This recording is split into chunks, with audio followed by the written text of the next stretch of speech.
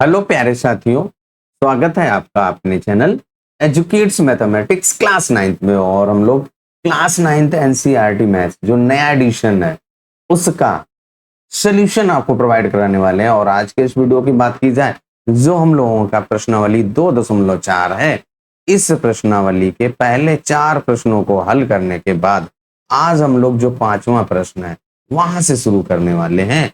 5वां प्रश्न आपका जो चौथा प्रश्न था उसका जस्ट उल्टा है। चौथे प्रश्न में आपने प्रसारित किया था, सर्व समीकरणों का प्रयोग करके आप निम्नलिखित में से प्रत्येक का प्रसार कीजिए। ये हम लोगों ने चौथे प्रश्न में किया था। और आज के इस वीडियो में ये जो हमारा 5वां प्रश्न है उसमें आपको गुणनखंड करना है, उसका जस्ट कन्वर्स है। ये बात आप ध्यान रखेंगे। देखिए यहाँ पे भी आप प्रश्न को अगर ध्यान से देखें, 4x की घात 2, 9y की घात 2 धन 16z की घात 2, 3 पदों का वर्ग लिखा है। तो समझ जाओ भैया, x की घात 2 धन y की घात 2 धन z की घात 2 धन 2xy और धन 2yz और धन 2zx है। तो उसकी जगह पे आप x धन y और धन z की घात 2 इस सर्व समीकरण का प्रयोग करेंगे, या कहें x धन y धन z की घात 2 वाली सर्व समीकरण का प्रयोग करेंगे, जो कि आपकी x की घात 2 धन y की घात 2 धन z की घात 2 धन 2xy धन 2yz और धन 2zx होता है। इसी सर्व समीकरण का आपका प्रयोग होगा और आपका सॉल्यूशन आएगा। अगर आप हमारे चैनल पर पहली बार है, वीडियो अगर आपको हमारा पसंद है, मेहनत आपको पसंद है, हमारा काम आपको पसंद आए, तो भाई चैनल को सब्सक्राइब करना, वीडियो को लाइक करना, जरूरतमंद के साथ शेयर करना मत भूलिएगा। इसके जो पहले के प्रश्न है, पहले के जो अध्याय हैं और जो प्रश्नावली है उनको हम लोग पहले से सॉल्व कर चुके हैं। कंप्लीट प्ले लिस्ट में जाकर के आप वहां से देख सकते हैं। तो चलिए शुरू किया जाए भैया आज का वीडियो।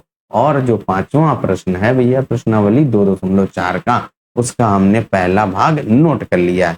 तो देखिए आपका 4x की घात 2 धन 9y की घात 2 धन 16z की घात 2 धन 12xy और माइनस के 24yz और माइनस के 16zx लिखा हुआ है।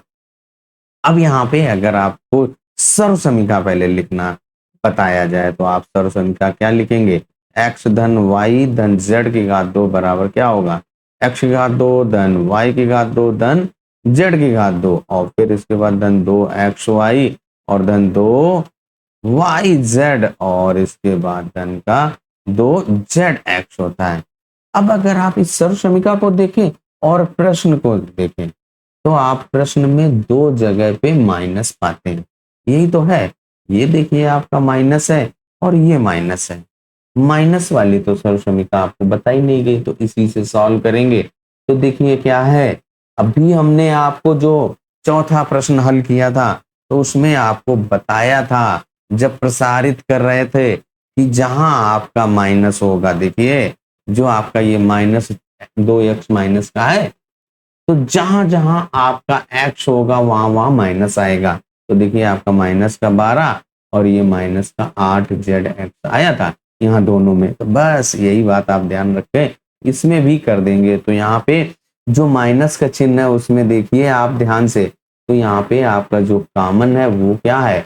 z है, यानी कि ये वाला टर्म, z वाला टर्म आपका ऋणात्मक हो जाएगा। ये पॉइंट आप ध्यान रखेंगे। तो यहाँ पे देखिए जो हमारा प्रश्न है उसको आप क्या लिखेंगे? देखिए आप जो x है उसको आप 2x का वर्ग लिख सकते हैं और फिर इसके बाद धन इस 9y की घात 2 को हम लोग 3y की घात 2 और फिर इसके बाद धन, आपको अभी बताया जो हमारा कॉमन वाला है, जो z कॉमन है यहाँ पे वही ऋणात्मक होगा। तो आप धन यहाँ पे माइनस इस 16z की घात 2 को आप क्या लिख सकते हैं? 4z की घात 2 लिख सकते हैं। और फिर इसके बाद आपका धन 2xy होता है। अब आपको x भी पता चल गया है, y भी पता चल गया है, z भी पता चल गया है। तो आप लिख दीजिए 2 गुणे x आपका 2x और y आपका 3y। अब आप जरा इनका गुणा करिए, क्या आपका ये 12xy आ रहा है? 2 दूनी 4 3 12xy आ रहा है भैया, आ रहा है। फिर इसके बाद धन 2 गुणे yz है, 2y आपका 3y और z की जगह पे माइनस के 4z। अब इनका जरा गुणा करिए, क्या आपका माइनस 24 वाई जेड आ रहा है, 2 3 6 चौक 24, एक प्लस और एक माइनस, तो माइनस के साथ आ जाएगा। और फिर इसके बाद धन का 2 जेड एक्स, जेड की जगह पे माइनस के 4 जेड और गुणे एक्स की जगह पे 2 एक्स रख दीजिए। तो 2 एक्स रखा, इनका जरा गुणा कर दो, 2 चाकू 8 दूनी 16 माइनस के 16 एक्स जेड एक्स आया, यानी कि हमारा ये प्रश्न के साथ मैच हो रहा है। तो अब इसकी जगह पे आप एक्स धन वाई धन जेड की घात 2 लिख देंगे। राइट हैंड साइड है तो उसको लेफ्ट के जैसा लिख सकते हो, अगर लेफ्ट है तो राइट के जैसा लिख सकते हो। यही तो आपका जो सर्वसमीका है उसका बेनिफिट है भैया। तो अब यहाँ पे क्या हो जाएगा भैया, ये आपका 2x और धन का 3y और माइनस का 4z, जेड वाला टर्म्स आपका ऋणात्मक है, उसका वर्ग। और हम लोग जानते हैं कि x की घात 2 बराबर क्या होता है, x गुणे x लिख सकते हैं। तो वही यहाँ पे आपका जो लिखा हुआ है उसको 2 बार वर्ग है, तो आप 2 बार लिख दीजिए भैया। तो हम लोग भी लिख देंगे, क्या हो जाएगा 2x और धन का 3y और माइनस का 4z। ऐसे ही अगले ब्रैकेट में आप लिख दीजिए 2x धन 3y और माइनस का 4z। और यही हम लोगों का भैया आंसर हो गया। कैसा लगा एक्सप्लेनेशन कमेंट करके जरूर बताइएगा। सर्व समीकरणें अगर हम लोगों ने याद की हैं अच्छे से तो हम आसानी से प्रश्न को हल कर पाएंगे, जो सर्व समीकरण से रिलेटेड प्रश्न है। अब आ जाइए भैया इसके दूसरे वाले भाग पर।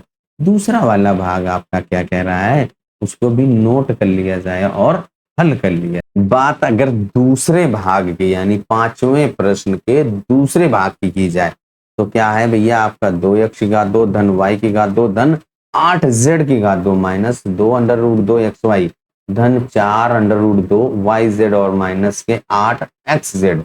यहाँ पे भैया आपके 2 ऋणात्मक हैं, इसका मतलब कोई ना कोई एक पद है जो x धन y धन z की घात 2 लिखने वाले उनमें से कोई ना कोई एक पद आपका ऋणात्मक है।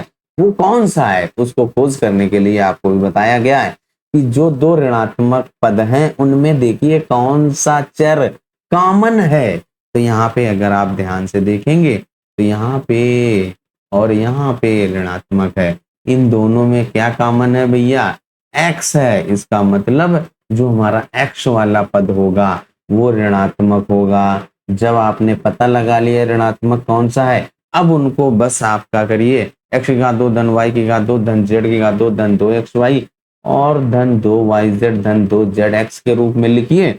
और जब अगर वो आपका इक्वल आ रहा है तो उसकी जगह पे आप x धन y धन z की घात 2 लिख दीजिए। चलिए अब नोट करते हैं प्रश्न को। प्रश्न हम लोगों का नोट हो चुका है। अब यहाँ पे देखिए आपके पहले दूसरे और ये तीसरे पद हैं, ये आपके कैसे हैं, वर्ग के रूप में लिखे हैं। और यहाँ पे जो आपका ऋणात्मक होगा वो क्या है भैया, माइनस वाला टर्म्स आपका x होगा।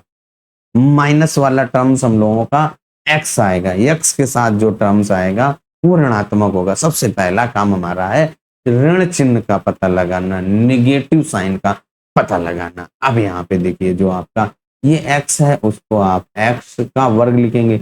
2 किसका वर्ग होता है भैया, बहुत ध्यान से देखिए, अंडर रूट 2 गुणे अंडर रूट 2, इनका मान आपका अंडर रूट 2 गुणे 2 और इसका वर्गमूल कितना आ जाएगा 2। इसका मतलब 2 का जो वर्ग है अंडर रूट 2 का वर्ग है भैया, ये अंडर रूट 2 का वर्ग। और अभी आपको बताया कि जो x है वो ऋणात्मक होगा तो इसके पहले माइनस का चिन्ह लगा दीजिए और फिर धन y की घात 2 और 8 आपका किसका वर्ग भैया, देखिए 8 हम लोग क्या लिख सकते हैं अंडर रूट, और 8 को भैया क्या लिख सकते हैं 2 दूनी 4 दूनी 8। ये जो आपका 2 का वर्ग या 4 का वर्गमूल 2 और इस 2 की जगह पे आप अंडर रूट 2 लिख सकते हैं, यानी कि धन 2 अंडर रूट 2 और z और उसका वर्ग लिख सकते हैं। 2 का वर्ग 4 अंडर रूट 2 का वर्ग 2, 4 दूनी 8 आ जाएगा। और ये वाला जो हम लोगों ने रफ काट किया है इसको जरा मिटा लिया जाए, मिटा दीजिए भैया। और फिर उसके बाद आप वहां पे जो सर्व समीकरण कौन सी x धन y धन z की घात 2 है उसको ध्यान करिए। चलिए यहाँ पे नोट कर लें भैया सर्व समीकरण को। सर्वसमीका हम लोगों ने नोट कर ली और यहाँ तक हम लोग एक्सप्लेन कर चुके थे। अब यहाँ पे देखिए आपका भैया 2xy होता है, तो यहाँ पे 2 गुणे x की जगह पे माइनस का √2x रखिए और y की जगह पे y। अब जरा इनका आप गुणा करिए, क्या आपका माइनस का 2√2xy आ रहा है, देखिए आपका माइनस का चिन्ह तो आएगा ही, 2 का √2 के साथ गुणा करेंगे 2√2xy आ रहा है भैया। तो अब अगले पद में क्या करेंगे, 2y आपका y ही है और y z की जगह पे क्या है 2√2z, तो आप 2√2 और z लिख दीजिए। अब जरा इनका गुणा करके देखो क्या आपका 4√2yz आ रहा है, तो 2 दूनी 4√2y और z का गुणा करेंगे तो वही आ जाएगा। चलिए आ रहा है भैया। अब इसके बाद 2 गुणे zx है, z की जगह पे आप 2√2z रखेंगे और x की जगह पे क्या है भैया माइनस के √2x माइनस √2x।